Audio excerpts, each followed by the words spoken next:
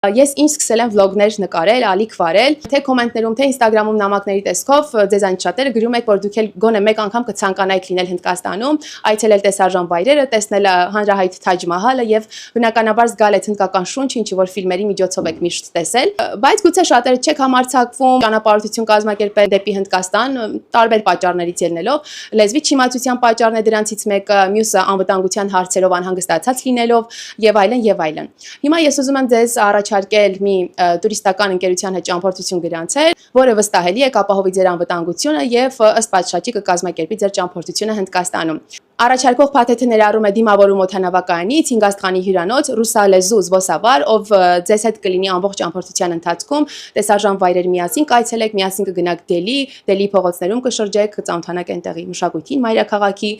Ագրայում Թաջ Մահալը կտեսնեք եւ իհարկե Ռաջասթան նահանգի Ջայփուր քաղաքում կայցելեք հնդկական թագավորական ճոխ ու հիասքանչ պալատները։ Կզգաք այդ գունագեղ ու հետաքրքիր հնդկական մշակութային շունչը։ Անձամբ եղել եմ այդ թագավորական պալատներում եւ իսկապես տպավորված եմ վերադարձել։ Արչևում մի քանի ամսից հնդկական լույսերի տոնն է Դիվալին եւ եթե այդ ժամանակահատվածում կարողանաք լինել Հնդկաստանում, ձեր ճանապարհորդությունը ավելի տպավորիչ կլինի։ Իսկ այդ ժամանակ այստեղ լինելու համար կարծեմ հոկտեմբեր թե նոյեմբեր ամսին այս տարի։ Հիմա պիտի ամրագրեք ձեր տոմսերը, փաթեթը եւ այլն, որպեսզի